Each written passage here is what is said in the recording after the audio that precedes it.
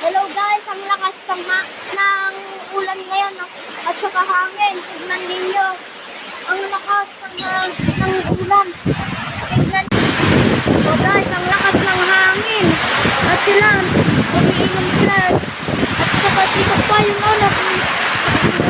Kaya guys, mag-ingat kayo sa pag-ulan. At kayong namamalamdan ay magsasabra kayo.